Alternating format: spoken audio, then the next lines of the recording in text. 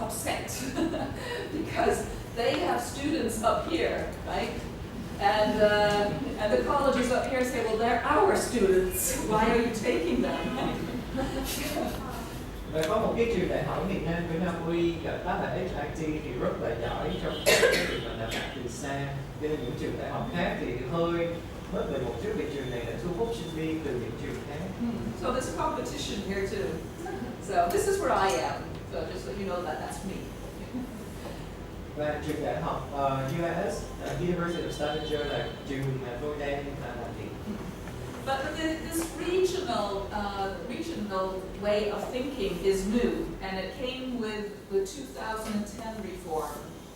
So this is one way to organize colleges and universities so that we can try to keep up having education as close as possible to the students. Và cái việc mà phân chia thành những cái khu vực như thế này là một cái ý tưởng mới chỉ bắt đầu thực hiện từ cái cuộc cải cách giáo dục năm 2010, và cái nền tảng cho cái việc phân chia thành vùng miền này là để có thể mang giáo dục đến với những cái nơi mà sinh viên cần. So what it means is that this college can have two subjects, and if the student wants another subject, they have to go there to get that subject. Và điều này có nghĩa là có thể một trường đại học trong khu vực thì chỉ dạy có 2 môn, và để học những môn khác thì sinh viên phải đến một cái trường khác trong cùng khu vực. Just to make sure they get it. That's our challenges. In a big country with very few people. Và đây là cái khó khăn đối với một cái đất nước lớn nhưng mà dân số lại nhỏ. So the university where I am, we have 10,000 students, 10,000 students total. In teacher education, we have about 160 new students every year. 160 every year. Ở trường đại học nơi tôi đang công tác thì có khoảng tổng cộng là 9 đến 10 ngàn sinh viên, nhưng mà số lượng sinh viên sư phạm là tiếp nhận mỗi năm là khoảng 160. Yeah.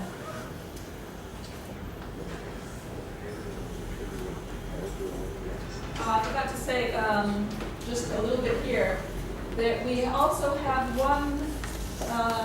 Let's see where it says now. Let's see. One language region, yes, because we have the indigenous population, the Sami population. Ở Na Uy thì chúng tôi cũng có một cái khu vực và có một cái chuyên là dành cho cái ngôn ngữ của một cái dân tộc thiểu số Na Uy là dân tộc Sami. So that the colleges in gray, these four and this one here, they collaborate on the Sami languages. Và những cái trường đại học mà được đánh màu xám ở cái khu vực mà có màu đỏ ở phía bắc của Na Uy thì họ sẽ cùng hợp tác với nhau trong cái việc mà đào tạo cho cái ngôn ngữ của người Sami. So as we also have a national framework for schools, we have a national framework for teacher education. The national framework that I'm going to tell you about now is the one for the compulsory years, from grades 1 to 10. And I want to say a little bit about how it was developed, because I think that's also interesting. How do we develop these new reforms? How do they come about? Và cũng như là chúng tôi có một cái chương trình chủ quốc gia cho việc học của học sinh ở phổ thông, thì chúng tôi cũng có một khung chương trình đào tạo quốc gia về sư phạm. Và tôi cũng muốn chia sẻ với quý vị là cái khung chương trình này nó được ra đời như thế nào, cái bước phát triển của nó là như thế nào. And first of all, there was an evaluation of teacher education in 2006.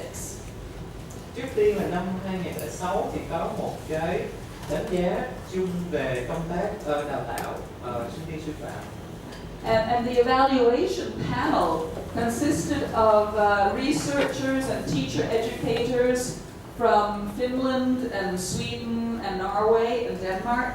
So it was a Nordic group, and not just a Norwegian group, that assessed teacher education programs in Norway.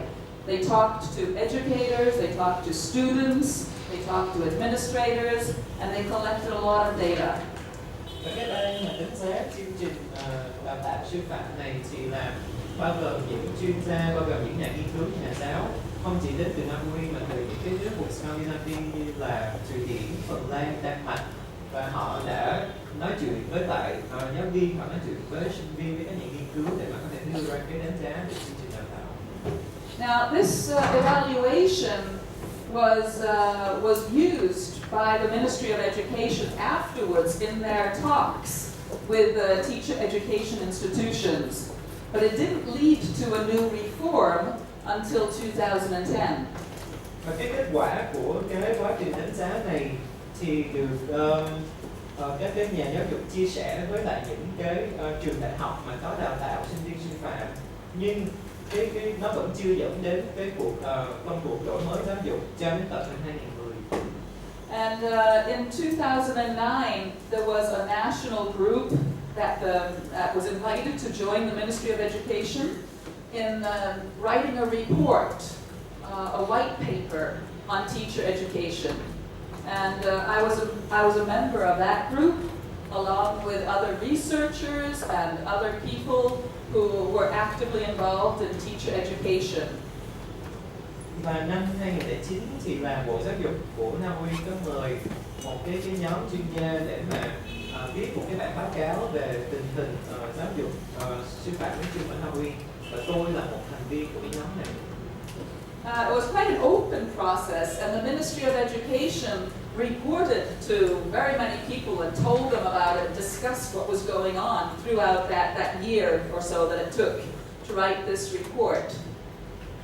Và cái quá trình viết cái bản báo cáo này quá trình khá là mở, và Bộ Giáo dục của Nam Uy thì đã mời rất là nhiều người và thảo luận với nhau trong vòng khoảng chừng 1 năm để mà viết cái bản báo cáo này. And after that, the government then voted on the new reform, so that it was vetoed. We did get a new reform, and what changes was going to be made. And following that, another group of people was set up to write the framework for this new teacher education. And the framework has learning outcomes, and to develop the learning outcomes, all teacher education institutions were involved. So all of the institutions were involved with groups of people in math, in Norwegian, and all of the different subject areas. Và 1 năm sau đó thì cái chính quyền đương thời đồng ý là sẽ thực hiện cải cách giáo dục, và vì thế là một cái ban khác chuyên về cải cách giáo dục được thành lập, và chúng tôi đã đưa ra một cái chương trình khung cho việc đào tạo sư phạm. Trong cái chương trình khung đó thì có những cái chuẩn đầu ra, và khi mà nói về những cái chuẩn đầu ra này, làm thế nào để thực hiện cái chuẩn đầu ra này, thì tất cả các cái trường đại học mà có đào tạo sư phạm đều được mời để mà cùng thảo luận. So the overall learning outcomes are the learning outcomes for each subject, and the learning outcomes for field practice were developed by teacher educators. Students were also represented in the groups. And for the field practice, also the collaborating schools, like the schools where our students have field practice, principals and teachers at these schools were also a part of this working group. Và đối với lại cái chuẩn đầu ra tổng quát cũng như là chuẩn đầu ra cho các môn học và chuẩn đầu ra dựa trên thực hành, thì là các cái trường đại học và các đào tạo sư phạm thì đều có cái sự hợp tác, đều có cái tiếng nói, và ngay cả sinh viên cũng đều có tiếng nói trong vấn đề này. And it's the same as with the learning outcomes that I showed you for the elementary schools. We have learning outcomes, but no set curriculum in teacher education. It's up to the teachers to find out what kind of curriculum they want to use, or textbooks, or which articles, or how to teach. So all of that is up to the individual teachers. Và cũng như là cái chương trình đào tạo và cho học sinh phổ thông, thì đối với lại cái chương trình đào tạo cho sinh viên sư phạm thì có cái chuẩn đầu ra chung, nhưng mà giáo viên có được cái sự chủ động trong việc thiết kế cái chương trình riêng cho mình, trong việc chọn tài liệu cho mình. I think personally that one of the major differences that was carried out in 2010 was the introduction of a bachelor thesis. Và theo tôi, cá nhân tôi nghĩ rằng cái sự khác biệt trong cái cải cách giáo dục năm 2010 đó là cái sự giới thiệu cái gọi là luận văn dành cho sinh viên cử nhân. And a reason is that now our students have always been in field practice, and they've always written small projects, and they've always asked questions and studied. But now they're learning more about the research practice and the research cycle. Và cái lý do cho cái việc giới thiệu luận văn cho sinh viên ở các độ cử nhân là bởi vì trước đây thì các sinh viên sư phạm của chúng tôi luôn đó thực hành và họ luôn có viết những cái bài báo cáo và họ luôn đặt ra những cái câu hỏi. Và vì thế chúng tôi thấy là cũng nên hướng họ đến cái hướng nghiên cứu. And we also see that very many teachers are using this systematically and strategically, so that students become involved in the teacher's projects, or the students gather data that the teacher also can use on a larger basis. The students have it for their bachelor thesis, but the teachers can also use this for other purposes, as long as they're following ethical standards and it's agreed on. Và các giảng viên đại học thì cũng có thể tận dụng cái nguồn luận văn của sinh viên này. Ví dụ các sinh viên có thể thu thập số liệu và các giảng viên có thể sử dụng cái số liệu để sử dụng cái kết quả của cái luận văn của sinh viên, miễn là họ tuân thủ theo những cái quy tắc về đạo đức. So in many ways, this is increasing the opportunity for research in teacher education, and making it more a part of the everyday work that goes on in teacher education. Và đây là một cái bước tiến trong việc đào tạo giáo viên, đào tạo sinh viên sư phạm mà theo cái hướng là khiến cho nghiên cứu trở thành một cái phần của cái công việc hàng ngày. All students have 100 days that they're in schools during those 4 years, so spread out over 4 years. Và sinh viên sư phạm thì có tổng cộng là 100 ngày trong suốt 4 năm đào tạo, và trong 100 ngày này thì họ sẽ thực tập thực tế, họ sẽ đi đến các cái trường phổ thông. So very often, the first semester they have 3 weeks, the second semester they have 3 weeks, and so on. Và ví dụ như là có thể trong học kỳ đầu tiên thì các sinh viên sẽ có 3 tuần để đi thực tập thực tế, học kỳ tiếp theo họ sẽ có 3 tuần nữa. And the students go out in groups of 4. So there are 4 students that work together during field practice. Và sinh viên sẽ đi thực tập thực tế theo nhóm 4 người.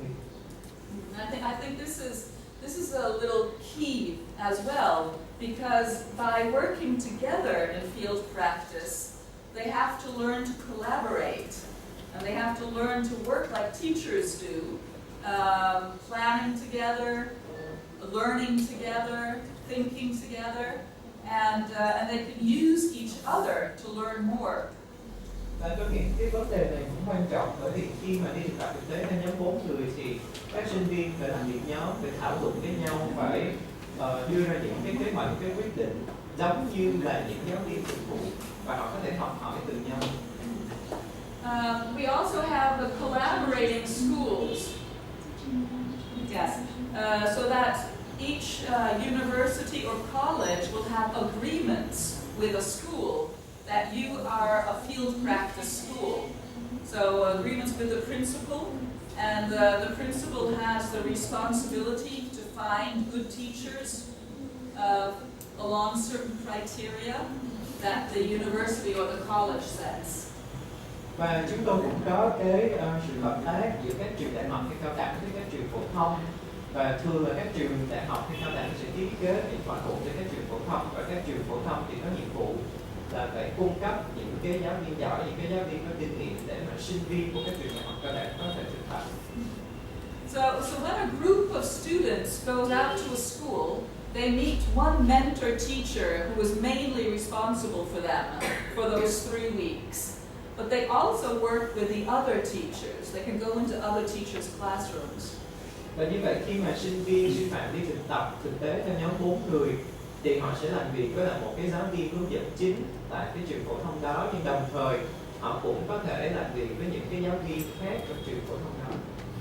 And they also have to learn something about the everyday life of schools so that they can perhaps attend a parents' meeting or they're with the principal to find out about what are the plans for this school, what does this school have as its priorities, what are its main goals and how is it working, so they learn a lot about the schools while they're in field practice. Và khi mà đi thực tập thực tế thì các cái sinh viên sư phạm cũng phải biết nhiều về các cái sinh hoạt của cái môi trường phổ thông mà họ đang thực tập. Ví dụ như là họ cũng phải tham dự những cái buổi họp phụ huynh, họ cũng cần phải trao đổi với lại hiệu trưởng để biết về những cái mục tiêu của trường phổ thông đó trong thời gian sắp tới, để biết về những cái quan trọng, những cái tầm quan trọng của trường, những cái ưu tiên của cái trường phổ thông đó.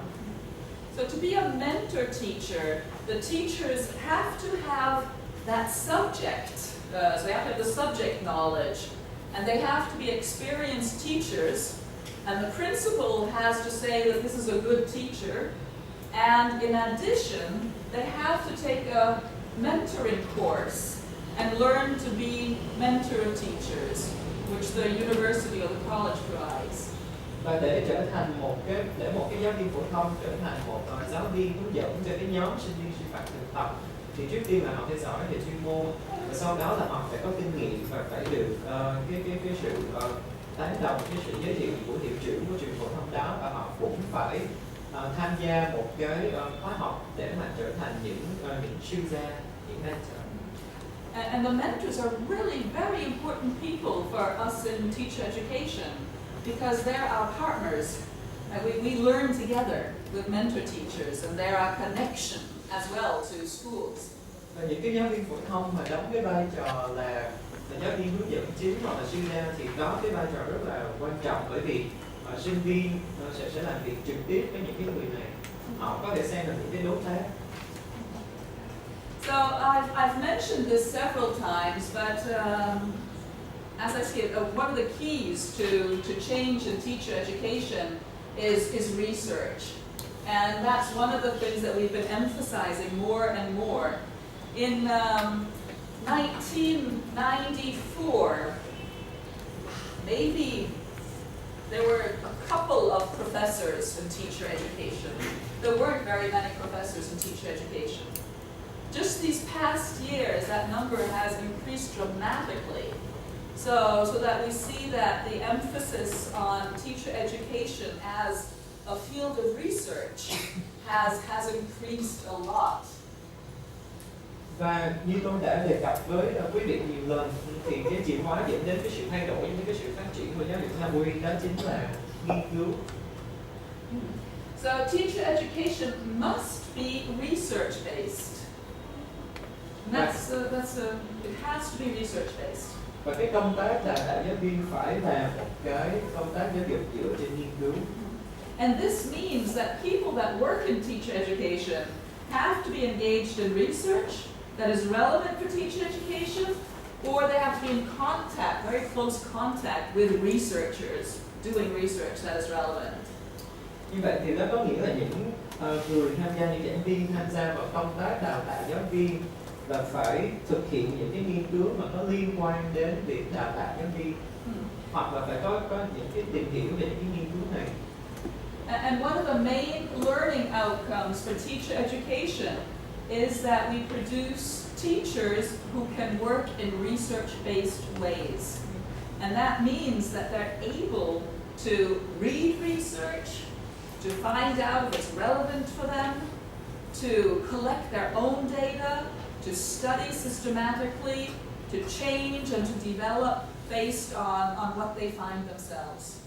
Và một trong những cái chuỗi đầu ra của công tác đào tạo giáo viên của chúng tôi là đào tạo ra được những người mà có thể làm việc theo hướng nghiên cứu, có nghĩa là họ phải có khả năng đọc được cái bài nghiên cứu, có khả năng nhận xét xem cái bài nghiên cứu đó có thích hợp với lại cái lĩnh vực của mình hay không, có khả năng thu thập và phân tích dữ liệu, cũng như là đưa ra được những cái thay đổi dựa trên cái dữ liệu mà mình đã thu thập và phân tích. Some of the researchers that I've worked a lot on what research-based education is are these two from England, Healy and Jenkins.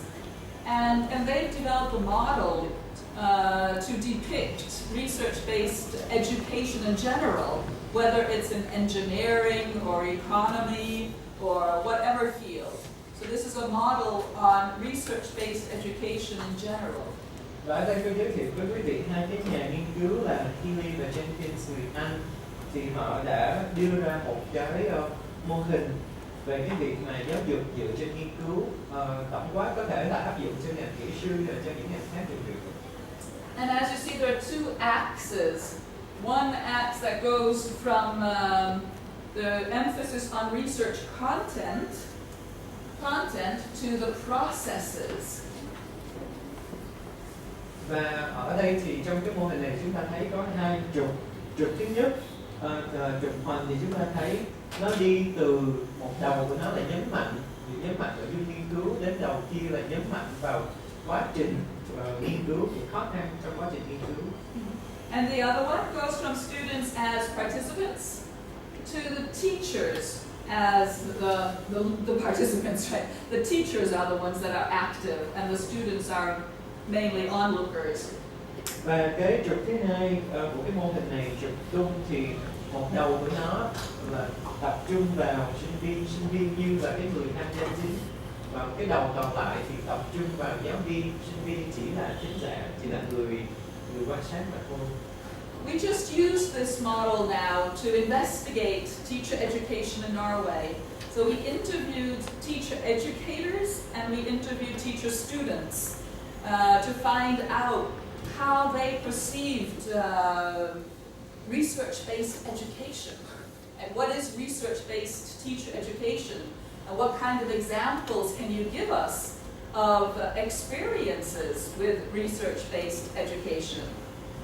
Là chúng tôi đang sử dụng cái mô hình này để mà theo dõi, xem xét cái việc đào tạo sinh viên sư phạm ở Na Uy. Chúng tôi nói chuyện với lại những cái giảng viên mà sư phạm cũng như là với những cái sinh viên sư phạm để xem là họ hiểu như thế nào về cái việc mà đào tạo giáo viên dựa theo hướng nghiên cứu. And it was really very interesting because we found that all four of these were mentioned. So all four aspects of this model were mentioned by both students and teachers. Và một cái điều thú vị chúng tôi phát hiện ra là những người tham gia trong cái cuộc nghiên cứu của chúng tôi thì là họ đều nhấn mạnh, họ đều đề cập đến cả bốn cái vấn đề thể hiện trên cái mô hình này, bốn cái trục thể hiện trên bốn cái đầu mốc thể hiện trên cái trục này. But there was one interesting difference at some institutions, not all, but at some institutions, and that had to do with discussing papers or essays.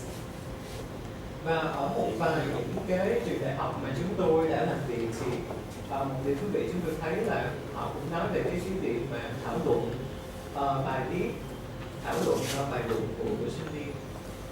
And the difference was that at a couple of the institutions, the teachers were afraid to give the students English language research articles because they thought it would be too difficult for them. But the students said, but of course we have to read English language research articles. How else will we know what's going on in the world? Ở một số trường đại học thì các giáo viên e ngại không dám đưa cho sinh viên những cái tài liệu nghiên cứu bằng tiếng Anh bởi vì họ sợ là quá sức đối với sinh viên. Nhưng mà bản thân các sinh viên đó lại muốn tiếp tục những cái tài liệu nghiên cứu bằng tiếng Anh để mà họ có thể nắm bắt được những cái vấn đề đang diễn ra trên thế giới. So it's interesting that the students wanted more. And the teachers were a little bit more careful. So có thể thấy là sinh viên khá chủ động trong việc học của mình, còn giáo viên thì có còn hơi cẩn trọng quá mức. But this is one way to understand research-based teacher education, and it's interesting. It's a model that is used internationally, and you can find lots of research on it. Và đây cũng là một cách để tìm hiểu về cái chương trình đào tạo này dựa trên nghiên cứu, và cái mô hình này đã được áp dụng rộng rãi trên thế giới và có nhiều cái nghiên cứu về cái mô hình này. Now, along with this emphasis, we've also been very fortunate in that the Ministry of Education has also prioritized research. So they've seen that we need research in order to answer a lot of questions and to find out. So they've set up several research programs, some of them only for teacher educators. Và một cái điều may mắn đối với chúng tôi là Bộ Giáo dục Na Uy cũng đã nhận ra được cái tầm quan trọng của nghiên cứu, và vì thế họ đã thiết lập một vài những cái chương trình nghiên cứu, mà trong số đó thì có một số những chương trình là chỉ dành riêng cho việc đào tạo sinh viên sư phạm, đào tạo giáo viên. So the way it works, this isn't working yet. The way it works in Norway is that the Ministry of Education will give money to the National Research Council, and then the National Research Council sends out a call for researchers to apply for funding. Và cái cách mà họ hỗ trợ, cái cách mà Bộ Giáo dục Na Uy hỗ trợ cho nghiên cứu là họ sẽ cung cấp tài chính, cung cấp quỹ cho hội đồng nghiên cứu quốc gia, và hội đồng nghiên cứu quốc gia này sẽ kêu gọi các cái nhà nghiên cứu tham gia nghiên cứu. And then to lead each program, there's a board, and the board, I've been in several of those boards too. The board is made up of representatives from researchers, from policy, from the school system, so different people sit in these boards as well. Và để hướng dẫn cho những cái chương trình nghiên cứu quốc gia thì là chúng tôi cũng thành lập những cái ban, và tôi là thành viên của một vài những cái ban như vậy, và thành viên của những cái ban hướng dẫn này có thể đến từ các trường đại học, là giáo viên, là những nhà nghiên cứu, hoặc là những cái nhà hoạch định về chính sách.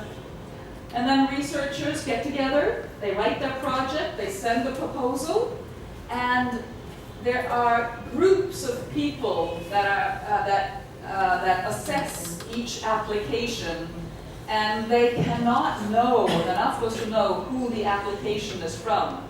So now we see that we have to use a lot of Nordic researchers again. We need to use Nordic panels because Norway is such a small country. It's almost impossible not to know everyone. Và những cái nhà nghiên cứu thì họ muốn nhận được tài chính, sự trợ giúp tài chính từ Bộ Giáo dục, thì họ sẽ lên kế hoạch, xong rồi sau đó họ sẽ gửi cái đề cương nghiên cứu cho những cái ủy ban nghiên cứu, và những cái ủy ban nghiên cứu này sẽ thành lập những cái hội đồng thẩm định riêng biệt, và những cái hội đồng thẩm định này sẽ không biết được mình đang xem cái đề cương nghiên cứu của người nào. Và lúc này thì Na Uy cũng cần sự trợ giúp từ những cái nước Scandinavia khác, bởi vì chúng tôi là một cái nước nhỏ, cho nên chúng tôi cần cái sự hỗ trợ về nhân lực từ những cái nước Scandinavia khác. So this has really made a huge difference. I was in this first program here before this one, and we saw that the applications that we got the first time compared to what we get now, it's a huge difference. People are much more professional when it comes to writing up proposals. They have much more experience publishing internationally. So there's been an incredible change in the research community over just these last 10 years. Và tôi cũng có tham gia một vài những cái ban thẩm định trong thời kỳ đầu, thì tôi có thể nhận thấy rằng là trình độ của những nhà nghiên cứu của Na Uy đã tăng lên đáng kể. Những cái đề án, đề cương của họ thì được viết tốt hơn hẳn. Họ cũng đã có những cái bài nghiên cứu được phát bản trên khắp nơi trên thế giới. Như vậy là đã có một cái bước tiến đáng kể trong cái quá trình nghiên cứu của Na Uy. So that's a little bit about teacher education, right? They've had 4 or 5 years, and it's a research-based teacher education. Now they're ready to start working, but they're not really ready. They're new. They're not really ready. So they need this induction phase. Như vậy chúng ta vừa xem qua cái quá trình đào tạo sinh viên sư phạm là 5 năm ở bậc thạc sĩ, xong rồi sau đó là chương trình theo hướng nghiên cứu. Thì bây giờ chúng ta sẽ tiếp tục đến cái giai đoạn thứ hai là đào tạo giáo viên mới ra trường. Giáo viên mới ra trường thì có thể xem như họ đã sẵn sàng rồi, nhưng cũng họ chưa có kinh nghiệm. And we've learned a lot by comparing professions. Because if you look at nurses, if you look at doctors, if you look at psychologists, if you look at engineers, very few of them start working with the same responsibilities as someone who's been in the field for 30 years. They go gradually. Và chúng tôi cũng thực hiện cái công tác đào tạo giáo viên mới ra trường bằng cách là so sánh những cái ngành nghề với nhau. Ví dụ như là ngành y tá hay là bác sĩ thì chúng tôi cũng nhận thấy là cái tinh thần trách nhiệm của những cái người làm cho những cái ngành nghề này sẽ gia tăng theo năm.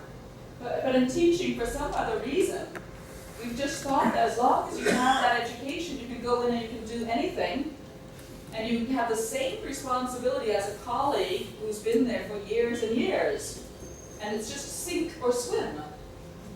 Nhưng mà đối với riêng cái ngành sư phạm thì tôi không hiểu tại sao là vẫn có cái ý tưởng cho rằng là ngay khi hoàn thành quá trình đào tạo của trường đại học và bắt đầu giảng dạy thì là người giáo viên mới ra trường nó sẽ có ngay cái tinh thần trách nhiệm giống như là một cái người mà đã đi dạy trong 30 năm. Vì sao vậy thì cái người giáo viên nó sẽ gặp rất nhiều khó khăn, người giáo viên mới sẽ gặp rất nhiều khó khăn. So luckily, I would say we finally realized, and I mean, I've been a new teacher myself too, standing in a classroom not knowing what to do with these children. So finally we've realized that of course a novice teacher needs support. Of course she needs help, or he needs help. So we've introduced the system of the induction phase, where for the first year, a novice teacher is given a mentor, and that mentor helps the novice teacher systematically and regularly with talks where they can bring up problems and have help and guidance. Bản thân tôi cũng là một giáo viên mà tôi cũng đã từng trải qua những cái ngày đầu bỡ ngỡ, và vì thế tôi nhận ra rằng cái giáo viên mà mới ra trường thì cần được cái sự hỗ trợ. Và vì vậy ở Na Uy, một cái giáo viên mới ra trường sẽ nhận được cái sự hỗ trợ từ một người chuyên gia. Người chuyên gia này sẽ giúp cho cái người giáo viên mới ra trường một cách có hệ thống và trong một cái khoảng thời gian cố định. This is also one of the things that Dan Lorty here writes about in his book, The Uncertainties of Teaching. So that's one of the things that we've been luckily become more aware of, the need to help. Và đây cũng là cái vấn đề mà được Dan Lorty đề cập đến trong cái quyển sách của ông ta, đó là cái sự không chắc chắn của cái nghề giảng dạy khi mà nói về những cái khó khăn của một giáo viên mới ra trường. But until now, for us, it's still a right. It's not an obligation. Nhưng mà cho dù chúng tôi đã nhận thức được cái vấn đề này, nhưng tôi phải nói là đối với chúng tôi thì là năm đầu tiên một giáo viên đứng lớp thì sẽ được hỗ trợ bởi một giáo viên cố vấn, bởi một chuyên gia, nhưng điều này không phải là bắt buộc. So I'm hoping that it will become an obligation as well, that it's something that just is the heart of the education system. Vì thế tôi hy vọng rằng cái điều này sẽ trở thành một cái điều bắt buộc, sẽ trở thành một cái phần không thể thiếu của hệ thống giáo dục. And again, teachers are trained to be mentors by the teacher education programs. Và những cái giáo viên mà có kinh nghiệm thì có thể được đào tạo để trở thành những giáo viên cố vấn. In Norway, we're a very egalitarian society. And when it comes to assessing, like for instance, this mentoring system has nothing to do with salary and nothing to do with whether you get a permanent job or not. So it's just a way to help you learn. It's up to the principal to do the assessment. So the principal will have a talk with every teacher every year to be able to help that teacher develop.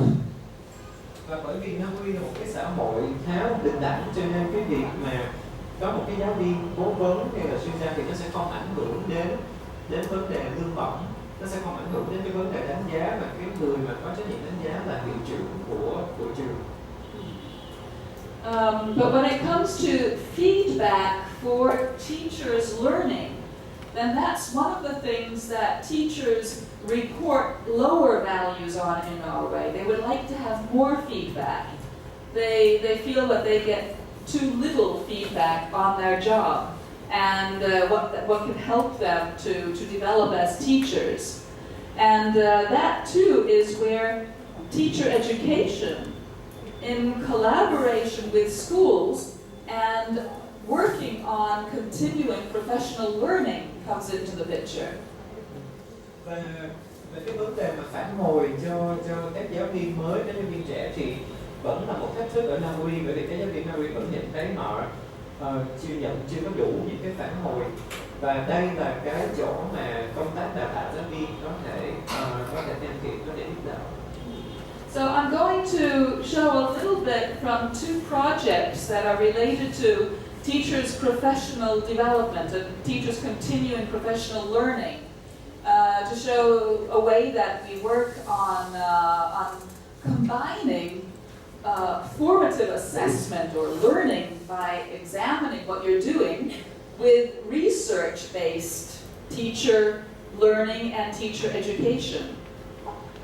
Sau đây tôi sẽ giới thiệu với quý vị hai cái chương trình về việc mà đào tạo giáo viên cũng như là bồi dưỡng nghiệp vụ một cách liên tục cho giáo viên, mà dựa trên cái phương thức là theo hướng nghiên cứu, bằng cách đánh giá xem xét thử xem là cái phản hồi sẽ giúp ích như thế nào cho cái việc phát triển cá nhân của giáo viên. So when it comes to research on teachers' continuing professional learning, there are some key factors that stand out as very important if you're going to work with continuing professional learning in school.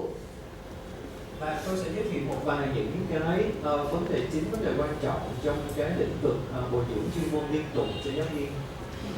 And one of them is relevance. Teachers have to experience what they're doing as relevant.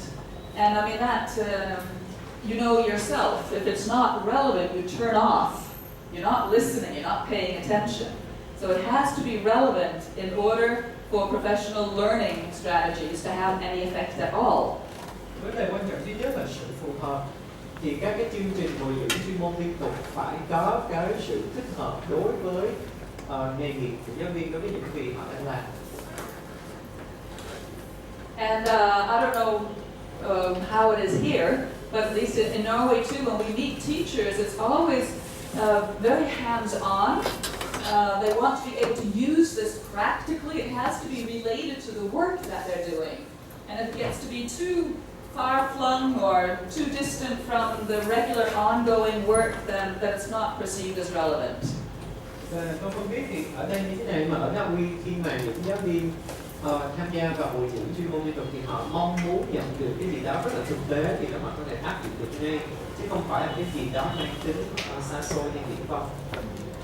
The second is that it has to be very targeted.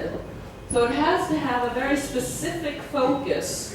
And for schools nowadays, that can be a challenge because there can be very many foci. There can be very many pressures that, you know, you have to do this, and you have to do that, you have to do this, and you expect this, and everything. And schools can end up being what we call kangaroo schools, jumping from one thing to the next, and never getting good at anything. Cái vấn đề thứ hai là các cái chương trình bồi dưỡng phải có trọng tâm, và đây cũng là một cái thách thức đối với các trường học ở Na Uy, bởi vì thường là các trường học phải đối diện với rất nhiều vấn đề, cho nên họ không biết là phải trọng tâm vào cái vấn đề nào, và cuối cùng là họ giống như con kangaroo, có nghĩa là nhảy từ vấn đề này qua vấn đề khác mà không có thực sự trọng tâm một vấn đề nào hết. So that's one of the things that very many principals have become very good at now, is that they say, well, is this relevant for what we're doing on teaching and learning and social development? If not, go away. We have to stay focused. We have to make sure we're doing what is our job, right, for the children, and not all of these other things that come from all over. Như vậy thì một vấn đề mà các hiệu trưởng và các trường học của Na Uy phải xác định xem là cái chương trình mà họ đang dự định làm nó thực sự là cần thiết và thích hợp đối với cái tình hình thực tế ở trường của họ hay không. The third thing is time. We know that one-off days, right, one workshop day, it's not very effective. If you want to have teachers, for instance, change their practice in reading instruction, you have to work for a long time, maybe over the course of a whole year, with workshops in between, with video filming of instruction, with talks, with looking at it. So you need to spend time on changing working ways or changing ways that teachers teach as well. Vấn đề tiếp theo là thời gian. Nếu như mà chỉ tổ chức có một buổi tập huấn trong một ngày và hy vọng là giáo viên có thể thay đổi cái cách dạy của họ thì điều đó là điều không thể thực hiện được. Và ít nhất đó phải là cái quá trình kéo dài 1 năm với nhiều những cái lần tập huấn khác nhau trong năm, cũng như là những cái cách hỗ trợ khác. And this is also, of course, because learning takes time for us as well. It's very difficult to learn new ways just like that. You need time to practice. You need time to get some counseling and supervision and help. And that's why we also emphasize collaboration, that it should be a collaborative venture, because then you also have someone you're working with that can also learn together with you and help you develop. Và chúng tôi cũng biết rằng là để học một cái gì đó thì cần có thời gian, cũng như là để áp dụng một cái phương pháp giảng dạy mới thì cần có thời gian, cũng như là cần có cái sự hỗ trợ. Và vì vậy cái vấn đề tiếp theo của chúng tôi đó là hợp tác. Thì chương trình bồi dưỡng chuyên môn cũng bao gồm cái sự hợp tác của những cái giáo viên khác. And the last one is support, and that it's not last because it's least important. It's very important. And this has to do with that the teachers know that it's time to do this, there's expectation to do this, we have the resources to do it, that things are there to help us do this, to carry out, because it is in fact important for the school that we do it. Và cái vấn đề cuối cùng đó là hỗ trợ. Tôi xếp ở cuối, điều đó không có nghĩa là nó không quan trọng, mà ngược lại nó rất quan trọng. Và các cái hiệu trưởng của các trường học, lãnh đạo nhà trường thì cần phải hỗ trợ giáo viên nhiều để cho họ biết là khi nào thì có bồi dưỡng, khi nào thì có tập huấn, rồi có đủ cái nguồn lực để thực hiện cái việc bồi dưỡng tập huấn đó hay không, vân vân. One way to make it relevant, to make continuing professional learning relevant, is that people are involved in setting goals. So the teachers themselves in one school, it could be that they think that, well, behavior is a problem here. Right? So we need to look at behavior and to try to do something about that. Another school might say that, well, for us, it's really, we need to enhance the reading knowledge among students. And when teachers actively set goals, then of course it's relevant for them, because they're setting goals based on what they experience is important. Một cái cách để đảm bảo cho những cái chương trình bồi dưỡng chuyên môn mang tính thiết thực đối với giáo viên là khiến cho giáo viên tham gia vào cái việc mà thiết lập lên mục tiêu. Có thể đối với một số trường thì cái vấn đề khó khăn gặp phải là hành vi của học sinh, nhưng có thể đối với một số trường khác thì cái vấn đề cần quan tâm đến là nâng cao cái kỹ năng đọc của học sinh. Thì các trường khác nhau sẽ có những cái vấn đề khác nhau, nên giáo viên cần phải được tham gia vào trong quá trình thiết lập mục tiêu. Planning collaboratively, what to do, how to do it, when to do it. Observing collaboratively. And observation here can mean data collection. So it could be collecting data from students or data from tasks that students have done. And then discussing collaboratively and either concluding or refining and going on again into that circle. So either conclusion or refine and continue. Tiếp theo đó là bước lập kế hoạch, và lập kế hoạch một cách hợp tác, lập kế hoạch cùng với nhau, xong rồi sau đó là quan sát.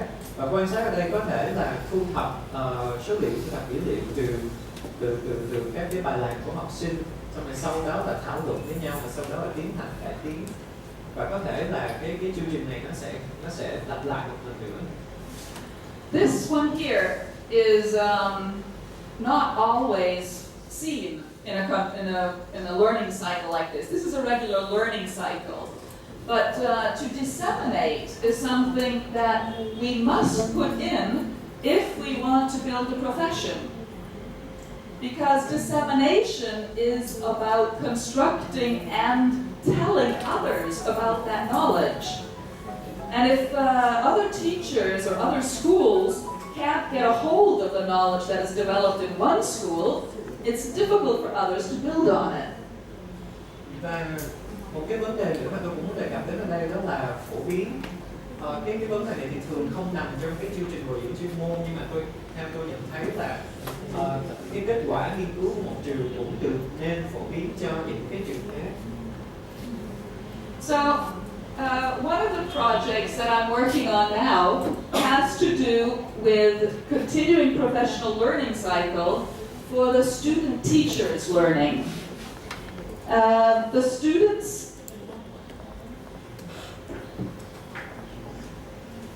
oh sorry, oh no, I'll skip that one because it's just, it's not, this is the project one. This is project one which is in schools. So these are 2 schools that are actively using this cycle to develop their own teaching. The municipal level is involved with the director of the schools and 2 principals from 2 schools and all the teachers. Ở đây tôi giới thiệu đến quý vị cái dự án thứ nhất, đó là bồi dưỡng chuyên môn giáo viên được thực hiện tại trường. Thì có 2 trường trong cùng thành phố tham gia vào cái chương trình này, và cái cấp lãnh đạo của thành phố cũng như là lãnh đạo nhà trường thì là liên lạc với tôi về cái vấn đề này, và tất cả những cái giáo viên trong trường thì đều tham gia vào cái chương trình này. I think what's really important to stress here is that they own the project. It's their project. Và cái vấn đề tôi muốn nhấn mạnh ở đây là cái dự án này là xuất phát từ chính 2 cái trường này, nên nói cách khác 2 ngôi trường này là chủ của cái dự án này.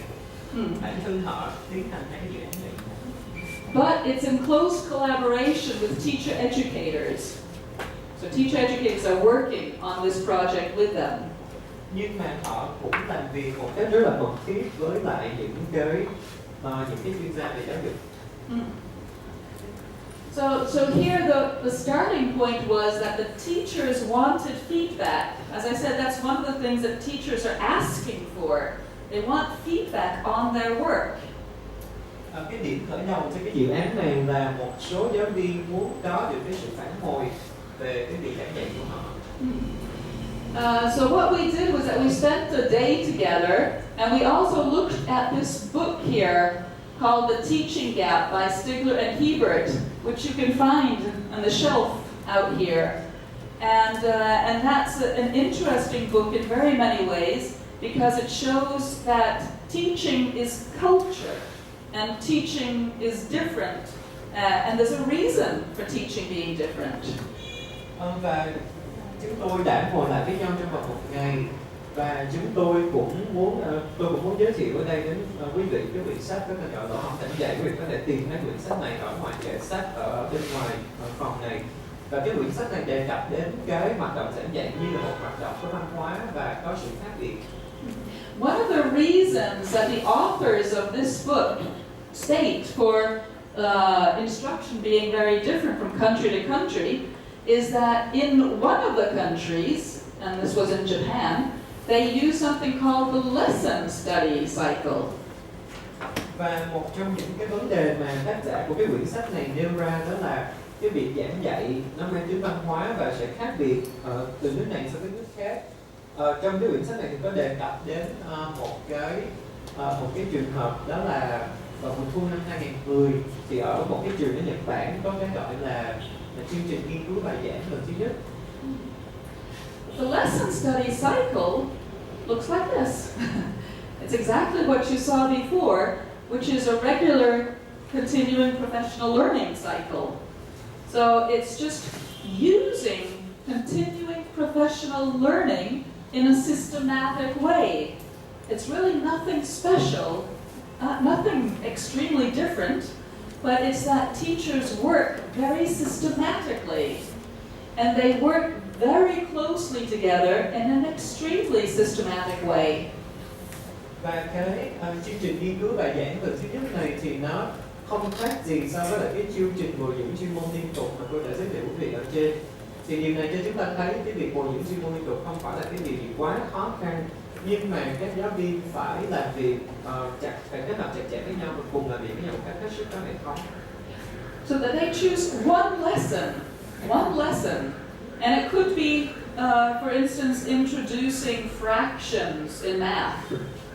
And that lesson becomes the focus of the group's work, their observation, and their observations are always to find out what are the consequences of our plans for the pupil's learning. Và trong cái chương trình nghiên cứu bài giảng thì họ có thể chọn một cái bài giảng bất kỳ nào đó, ví dụ một cái bài giảng trong môn toán, và nhóm giáo viên sẽ làm việc với nhau và sẽ cùng quan sát, thực hiện và quan sát với nhau, xem là cái vấn đề mà lên giáo án chuẩn bị cho bài giảng thì nó ảnh hưởng như thế nào đối với cái việc học của học sinh. So the teachers at these two schools have carried out lesson study cycles for 3 years now. They've been working on this for 3 years, and the changes have been quite dramatic. Và giáo viên ở hai cái trường mà tôi đề cập ở đến ở trên đó, họ đã áp dụng cái mô hình này trong vòng 3 năm và đã dẫn đến những cái khác biệt khá là nổi bật. So even though I told you that teachers in Norway collaborate, they work a lot together, what they see is that for a lot of the time, the collaboration has tended to be more coordinating than collaborating. And through this work, they've learned to work very deeply together, not just at the surface of who does what, but how can we understand this? What is it with this task that brought about those changes? They're asking completely different questions, and they're learning at a much deeper level. Và các giáo viên ở Nam Uy thì đã hợp tác với nhau trong nhiều năm, và cái hình thức hợp tác của họ thì là từ tổ đến sâu, là từ phối hợp đến học hỏi, và cái hình thức hợp tác không chỉ dừng lại ở trên bề mặt mà thực sự là họ cùng tìm hiểu một cái vấn đề ở những cái mức độ sâu hơn. And I think that this is because before they wouldn't go in and observe the lessons in the same ways. Now one teacher teaches and the others observe the children. They observe the consequences of what they've decided together. And this is collaborative work, so they're sharing in this together. Trước đây là khi mà hiện giờ là các giáo viên sẽ vào lớp của một giáo viên và họ hiện giờ ví dụ giáo viên, nhưng mà bây giờ hiện giờ là các giáo viên làm việc trong nhóm với nhau thì sẽ xem cái quá trình tiếp thu của học sinh như thế nào đối với một cái bài giảng mà họ cùng với cái người giáo viên đứng lớp đã cùng nhau để mà chuẩn bị cho cái bài giảng đó. Thì đó là một cái ví dụ cho thấy cái sự hợp tác giữa các giáo viên với nhau. What the principals and the teachers report is that now when they share with each other, it's not just little stories about this and that happened and this happened, oh you should have seen him yesterday. Now they share coherently. They can go into and develop a rationale. They can develop an understanding, a common understanding. Và bây giờ thì cái bậc lãnh đạo nhà trường không chỉ yêu cầu các giáo viên chia sẻ với nhau những cái câu chuyện mang tính đơn lẻ và nhỏ nhặt, mà họ còn phải cùng nhau tạo thành nên một cái bức tranh mang tính chất hệ thống hơn. And instead of being more of a personal experience, they have shared experience. They're also able to move from individual experiences to a more generalized way of thinking of educational principles. Và từ những việc chia sẻ những cái trải nghiệm cá nhân thì bây giờ là họ có những cái trải nghiệm mà họ tất cả đều cùng cảm nhận với nhau. Và từ những cái nguyên tắc giáo dục cá nhân thì họ có thể cùng nhau xây dựng nên những cái nguyên tắc mang tính chất phổ quát hơn. And the principals report that the teachers have developed much more of a shared language. They talk about teaching and learning using the shared language.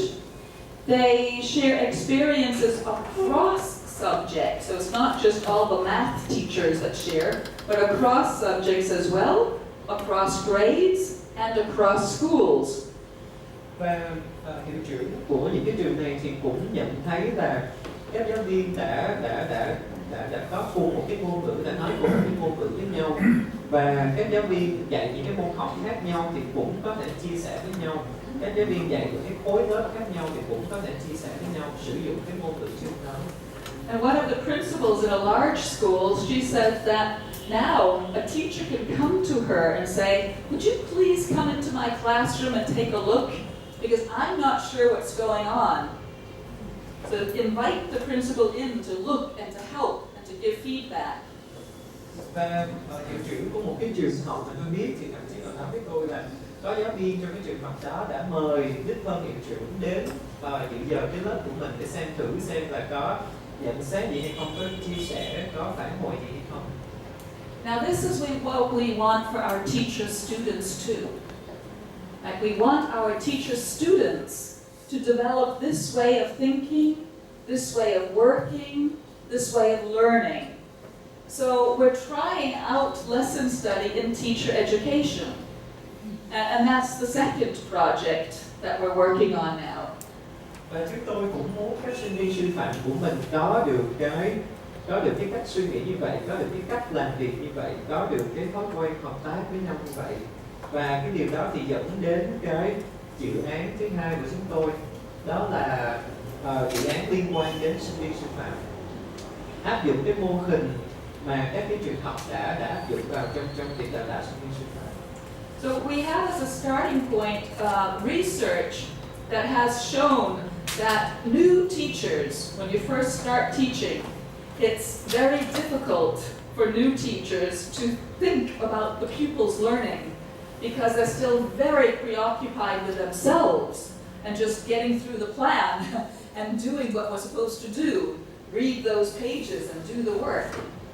Một cái điều mà chúng tôi nhận thấy là đối với những cái giáo viên mới thì khó để mà họ có thể tập trung vào học sinh, bởi vì họ vẫn còn đang lo lắng cho chính bản thân mình, là không biết là mình làm như vậy là đúng chưa. Họ chủ yếu là họ quan tâm cái việc mà soạn giáo án cũng như cái việc mà thực hiện cái bài giảng của mình. So we're wondering, can we change that? Can we do something about that? Can we change teacher education so that pupil or our students will be more preoccupied with their pupils' learning before they finish teacher education? Thì thế cái câu hỏi mà chúng tôi đặt ra là làm cách nào để thay đổi cái cách suy nghĩ đó, là cách nào để cho các sinh viên sư phạm quan tâm nhiều hơn đến cái quá trình học tập của học sinh hơn là đến bản thân mình, và cái việc này phải được thực hiện trước khi những sinh viên sư phạm này tốt nghiệp. So that's one of the questions we have, and then we also base our research on what we know about learning and how people learn. And research is quite conclusive. Research is never 100% conclusive, but quite conclusive that these are four very important areas for teachers to be able to plan for and to carry out. Và dựa trên những cái nghiên cứu về cái cách mà người ta học như thế nào thì đây là những cái điều mà giáo viên cần phải xem xét khi mà soạn bài giảng. Có 4 điều. So there are four areas that we are especially looking at and trying to help our students develop knowledge within. And that is that their lessons have to be learner-centered. The lessons also have to be knowledge-centered. The lessons have to be assessment-centered. And they have to be community-centered. Và 4 cái điều đó khi mà giáo viên soạn bài giảng cũng như là thực hiện cái bài giảng, đó là lấy việc học làm trọng tâm, lấy kiến thức làm trọng tâm, lấy việc đánh giá làm trọng tâm, và lấy cộng đồng làm trọng tâm.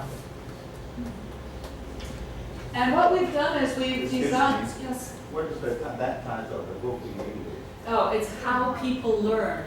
Yes. So Google the English title, How People Learn. So what we've done is that we've created a time-lagged experimental design where we have the business as usual condition is what the students normally meet when they go into their field practice without any intervention whatsoever. Và chúng tôi đã thực hiện một cái nghiên cứu mà theo thời gian, và trong cái nghiên cứu này thì là một phần nữa là sinh viên